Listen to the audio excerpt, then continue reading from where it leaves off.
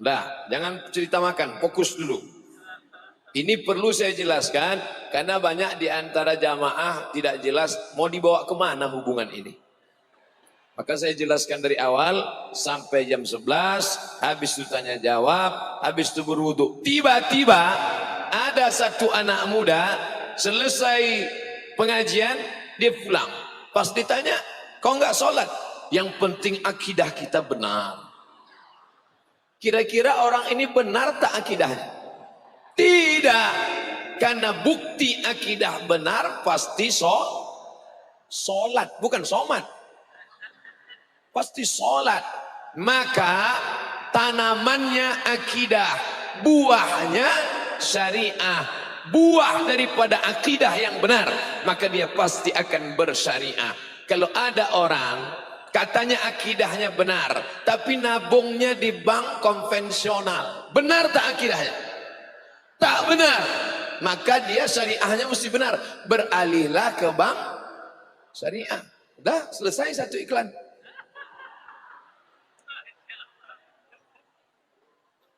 Saya transit di Kuala Namu, turun di VIP Lounge. Saya sebenarnya mau ngasih tahu bahwa saya transit di VIP. Lalu pas sedang duduk, datang anak muda, ganteng. Saking gantengnya saya aja tertarik. Apalagi ibu-ibu. Dikeluarkannya HP-nya, ditunjukkannya video WhatsApp. Tiba-tiba nampak saya anak gadis pakai baju hampir terbuka. Astagfirullahaladzim. Ini siapa kata saya? Dengar apa kata dia Ustaz. Saya dengar. Bang, kapan kita bisa jumpa? Bergetar jantung saya menengok. Saya tanya ini siapa? Inilah yang selalu menggoda saya malam Pak Ustaz. Terus apa kamu katakan? Saya tidak mau karena saya takut kepada Allah. Dalam mati saya bodohnya budak ini. Hampir saya tanya berapa nomornya, hampir keceplosan. Anak muda ganteng tidak melayani video ini karena takut kepada Allah. Kira-kira apanya yang benar? Akidah. Pentingnya akidah. Pulang ke Pekanbaru, sarapan pagi di rumah makan depan Patimura. Jumpa sama bapak-bapak. Ustadz Somad, ya. Kemarin Ustadz ke rumah sakit Arifin Ahmad, betul. Menjenguk ada pegawai kantor gubernur sakit, ya. Saya pernah ke rumah dia Pak Ustadz. Bapak ngapain? Kami bawa duit sekoper. Karena kami tahu anak dia kuliah di Australia. Gaji dia sedikit. Dia pegawai tidak tinggi betul. Gajinya tak banyak. Kami tahu dia sedang sulit ekonomi. Kami datang menghadap dia. Anak kau sedang di Australia kan? Ya. Kau perlu duit kan? Ya. Nih duit. Apa kata dia? Bawa duit kalian, aku tak perlu. Yang saya ceritakan ini bukan dalam Quran. Yang ceritakan bukan dalam hadis. Nanti kalau saya ceritakan dalam Quran, iyalah itu kan di Quran. Sekarang mana ada? Ini yang saya ceritakan ini ada. Mana orangnya? Tak boleh sebut. Jaga kode etik jurnalistik. Artis kalau dia kerja hitungannya per menit. 1 menit berapa? 1 episode berapa? Kalau dia ada di MC pembawa acara per detik hitungannya. Belum lagi assalamualaikum, baru as. Tapi mereka milih-milih. Kalau acaranya ada buka aurat, tak terima. Kalau sinetronnya tidak mendidik, tak terima.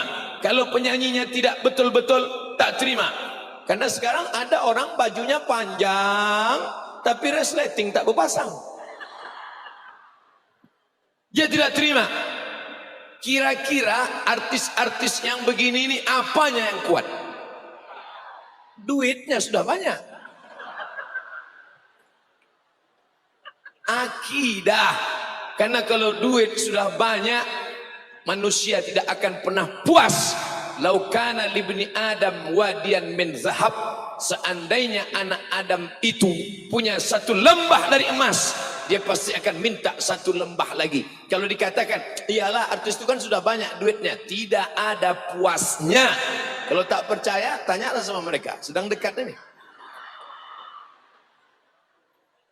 Oleh sebab itu maka akidah, kalau ada ustadz gayanya tenang, menunduk, tidak ada yang luar biasa. Kenapa? Karena memang ustadz.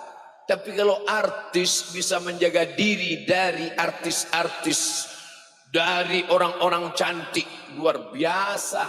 Saya sekali aja syuting di TV itu udah tak tahan saya.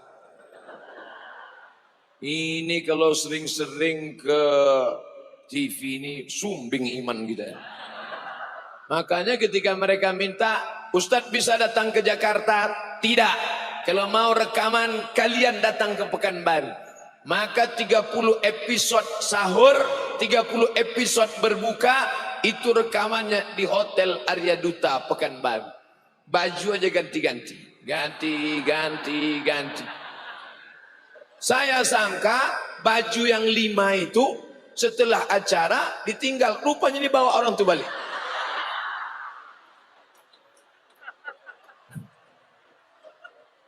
Mereka dengan kehidupan glamornya, akidah luar biasa. Kenapa masjid ini menjadi pilihan? Jadi mungkin ada bertanya, ini perlu saya jelaskan, jangan ada dusta di antara kita.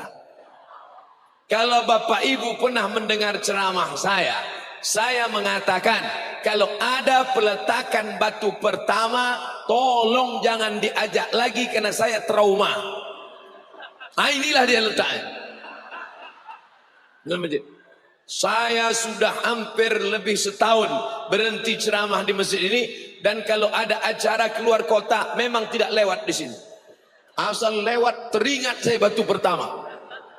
Dulu 3 tahun yang lalu saya diminta meletakkan batu pertama, saya pun bingung gimana mau membangun masjid sebesar ini.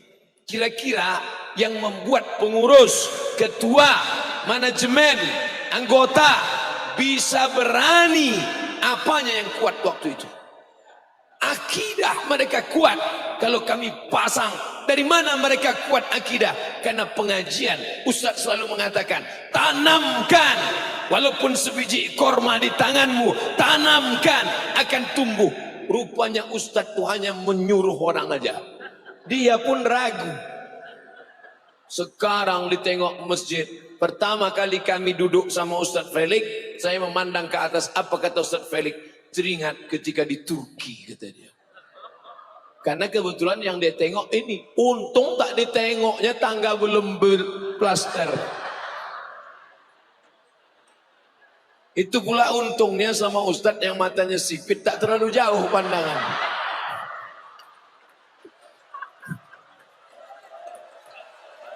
Masya Allah, tabarakallah.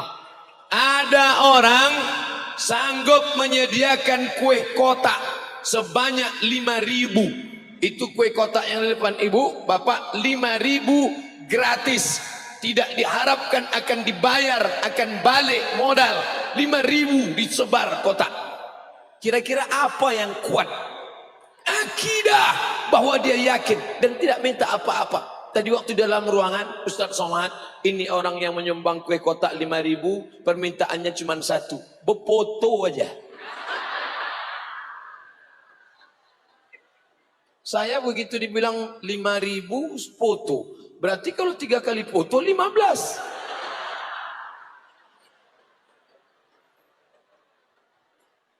Saya tidak ada pakai ayat, tak ada pakai hadis, tapi alhamdulillah, itu yang dikatakan Syekh Mustafa As-Sibai. Hakadha allamatnil hayah. Selama hidup ini aku banyak jumpa orang-orang yang mungkin dia tak hafal Quran, dia tak hafal hadis, tapi akidahnya kuat luar biasa. Ada tanah karet di pinggir kota, tanah karet kebun getah, tiba-tiba mau dibuat Islamic Center, diajukan proposal ke DPR. Ketika diminta persetujuan, DPR setuju tak kalau dibuat Islamic Center di sini? Apa kata DPR? Ketawa. Siapa yang mau sholat nanti di situ? Ciga sama cingkuk aja yang sholat nanti.